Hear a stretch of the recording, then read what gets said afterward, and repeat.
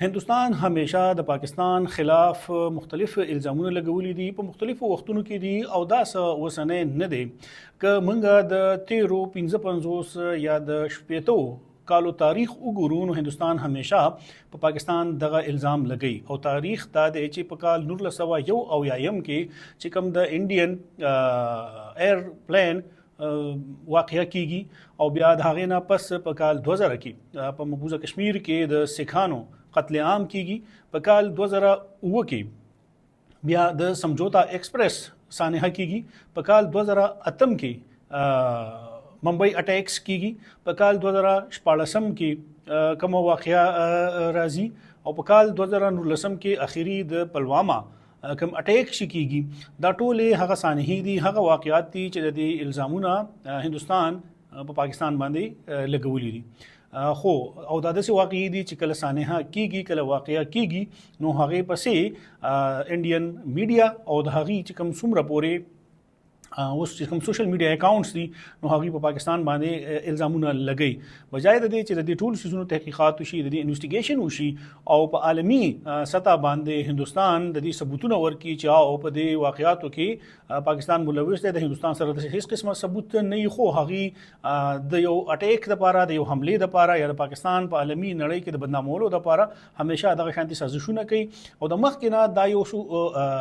سکرپټډ پروګرام وي د دوی د مخکې نه لیکلی شوي وي چې که موږ دا کار کوو دا اټیک کوو نو د دې الزام به په پاکستان لګو او د هغې په نتیجه کې به موږ کم پابندیانې لګو موږ به کم کارونه کوو د هغې تازه مثال دا دی چې کوم دا د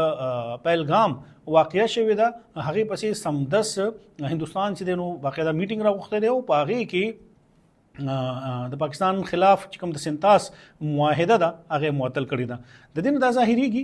چې دا فیصله د ډیر مخکې نه شوې وه خو هندوستان ته یو بهانه پکار وه چې داسې یو واقعه وشي چې هغه موږ بهانه جوړ کړو او موږ سنتاس معاهده معطل کړو دا داسې نه وه چې ګنې په یو وخت کې دغه اټیک کیږي او بیا دوی سمدس ناستي دغه معاهده هغه معطل کوي نو یو پری پلان او سکرپټډ پروګرام د هندوستان یا د هغې د انټیلیجنس ایجنسیز چې موږ به دا کار کوو خو مونږ چې کوم د کال 1901 او یایم نه یعنی د 1355 کالو د تاریخ وي او په دې کې دا کومې غټې واقعې شوي دي هغه هم تاسو ته بیان کړي نو د هغې نه دا اندازه لګي چې دا د دوی زوړ تاریخ دی خو دې وخت کې چې کوم انټرنیشنل لیول باندې د پاکستان سفارتي تعلقات دي نو هغه هم هندوستان ته هضم کیږي نه او هغه غواړي چې موږ په څه شکل کې پاکستان چې دی نو هغه بدنام کو که بل موږ بل اړخ ته وګورو نو دا وخت کې چې کوم د هندوستان پرایم منسټر نریندر مودي نو هغه د کوم تنظیم سره تعلق ساتي هغه انتها پسند تنظیم دی او نریندر مودي چې دی هغه یو ډیکلیئر شوی دهشتګرد دی په عالمي دنیا کې سو پر چې پاکستان خبره ده نو د ابینندن په صورت کې که دوی یو حمله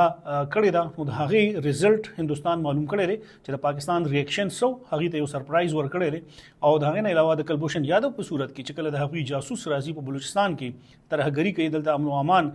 صورتحال خرابوي نو هغه هم پاکستان انټیلیجنس ایجنسیز هغې نیولی او هغې ته ټولې دنیا ته په ډاګه کړی دی چې هندوستان څنګه په پاکستان کې په بلوچستان کې د خیبر پختونخوا په قبایلي علاقو کې امن و امان ته نقصان رسوي دلته دهشتګردي کوي په دې کې دغه هندوستان چې دی دا ملوث دی د هغې انټیلیجنس ایجنسي را چې دی هغه باقاعده فنډینګ کوي نو دا ټول ثبوتونه پاکستان په انټرنیشنل فورم اف جسټس کې بین الاقوامي میډیا ته هم په ډاګه کړي دي او دا ټول ثبوتونه هغې ته ښودلي دي اوس د هغوی سره څه ثبوت نشته چې کوم دا کسان راغلي دي هغې حمله کړې ده نو دا چېرته لاړل انډین انټیلیجنس ایجنسي چېرته وه 7 لکه فوج چې هغه په مقبوضه جموں کشمیر کې پروت دی هغه چېرته و هغوی دا خلک ونه کتل او رالل او هغه لاړل نو همیشه بھارت دغه شانتې د دې سهارا اغستې ده او د مختلف میډیا چینلز په ذریعہ باندې بیا د پاکستان خلاف یو منظم پروپاګاندا او سازش شروع کړی دی